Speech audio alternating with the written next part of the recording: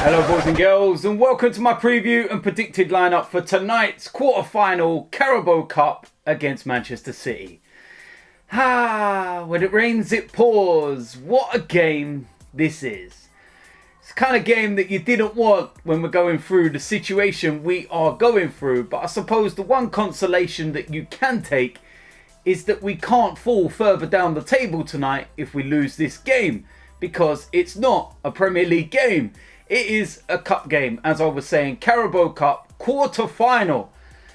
And Manchester City, Arteta against Guardiola again. I suppose one little bit of consolation that you can take into this game is that the last time we played Manchester City in a cup match, we beat them. FA Cup semi-final. So we can, do the unthinkable, shall we say, and win a game of football. But it's going to be very, very difficult. There's a reason why Manchester City win this competition and, are very strong each and every year in this competition. And it's because of the size of their squad and how serious they take it. They will probably make a whole host of changes for tonight's game. But yet when you look at it on paper, it will still be better than Arsenal's. And it will still be an unbelievably strong side. I've no idea what they're going to do in terms of their lineup. But like I was saying, it's going to be strong. And it's going to be so difficult to beat them. But I am hoping to see some fresh faces tonight. I am looking at it and thinking this is an opportunity to play some players that have not been playing. And the fans have been crying out to see. Let's remember that. I think that given our situation in the Premier League at the moment, that is our priority. I think if we were, having a decent season in the Premier League, fighting for top 4, you could probably sit there and say that, yeah, we'll go with a strong kind of squad for tonight and players, etc. But the flip side is that if you end up losing tonight and you put a strong side out, how much more damage will that do mentally for the players? And then on the flip side of that, what if you do go with a strong squad and they win the game and it completely lifts everybody?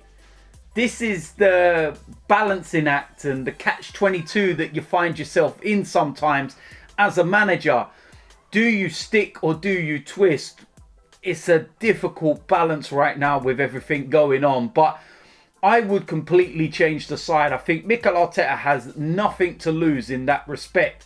I think that if he actually goes with a very, very youthful and bold type of selection, I think the fans will appreciate that more. And they will actually, be more excited. And if Manchester City come out on top, but you've done something different, you've been adventurous, then I think the fans will say, you know what, we gave it everything, we tried something different, and the players that we wanted to see played, and they never lived up to the hype or the expectation or what we all think.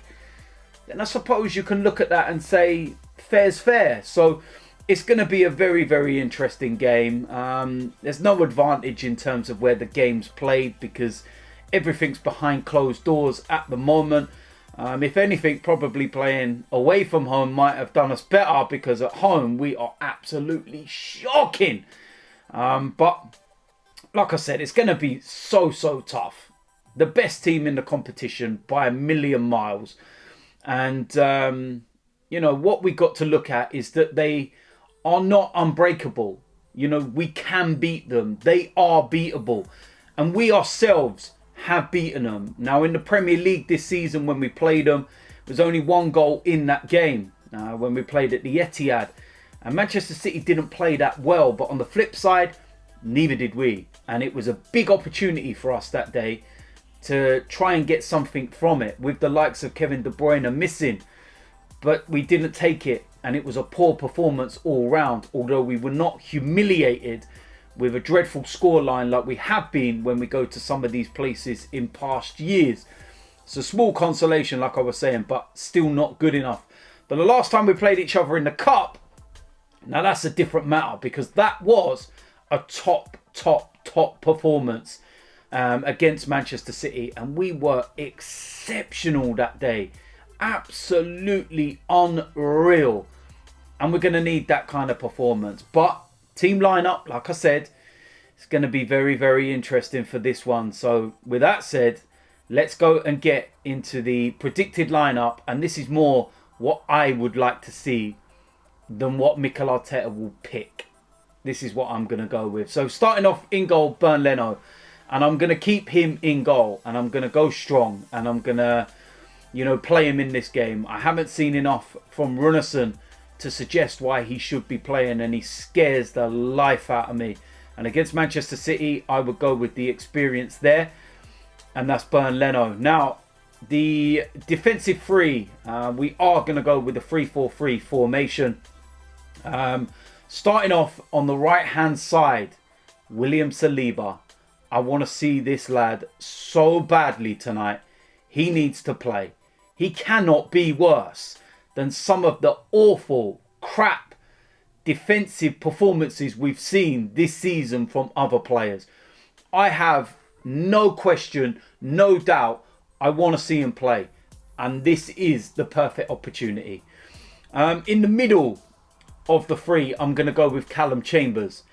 Another opportunity to give somebody else a chance. Not your Mustafi, your Luiz or anything else. Callum Chambers, I want to see him there. Now in the left of that three, I'm going to go with Pablo Mari. And what he does do in that three is finish off the balance. You've got very, very nice balance there.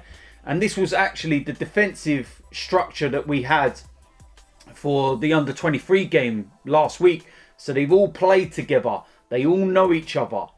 So I would go with that tonight. I wouldn't bring back Gabriel. Of course, he's not suspended after his red card last time out. But let's keep him and save him for the Chelsea game on Boxing Day. I would go with that back three. I think it's youthful. I think that it's got composure in there. It's got strength in there. And with Mari, it's got some experience as well. I would go with that back three.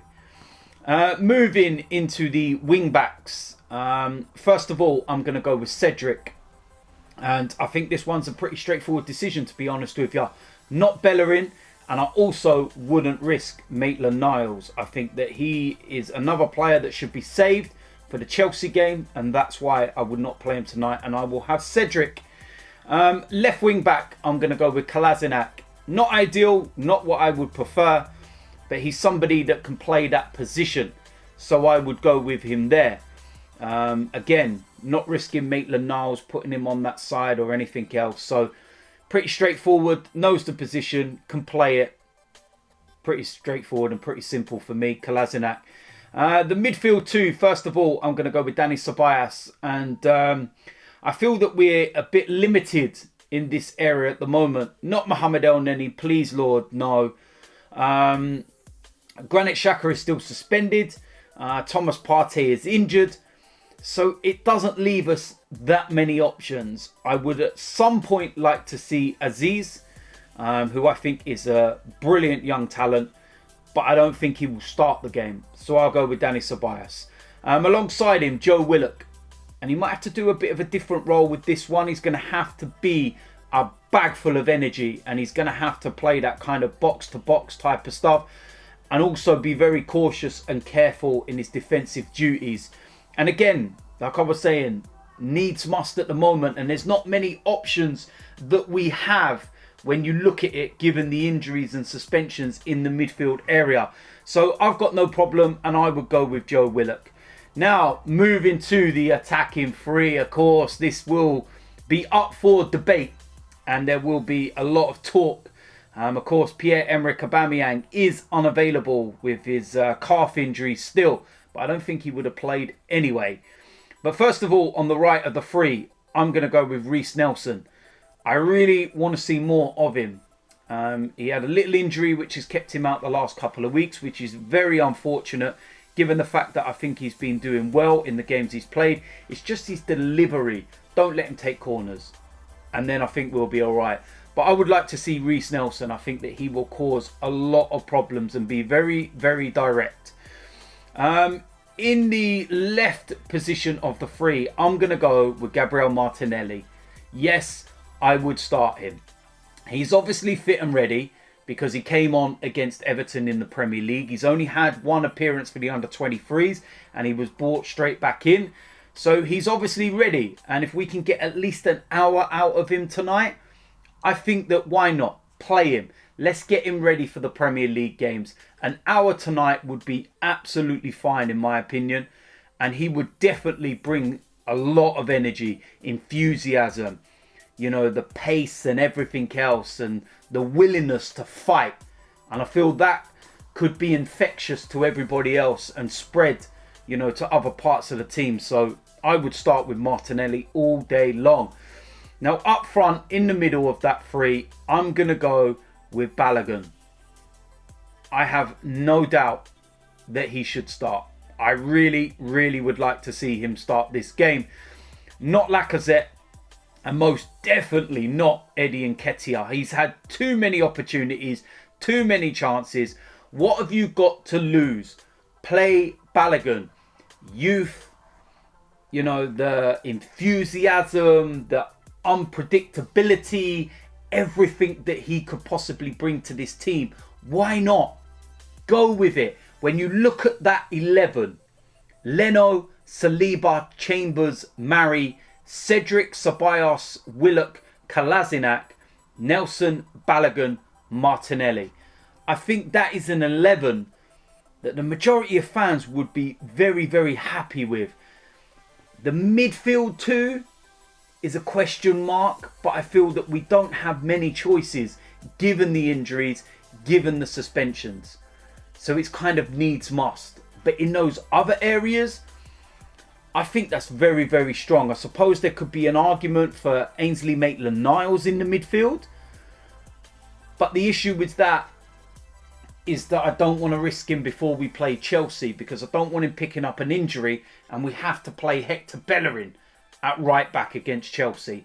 I want Ainsley Maitland-Niles to understand my thought process as to why I'm not starting him. But if that was a change, then I suppose that is one you could look at. Maybe take out Danny Ceballos, put in a Maitland-Niles, for example. I don't know. But there we go. That is my preview and that is my predicted lineup. Let me know in the comment section what you think about that lineup. Do you agree or disagree? If you do disagree, what would you change around? I think that that's a very youthful, a very exciting lineup. And you never know. We might actually be able to go and do something. And I'll tell you something. If this team, you know, was put out tonight and it was able to perform, then it would only put more pressure on what team selection you would go with against Chelsea.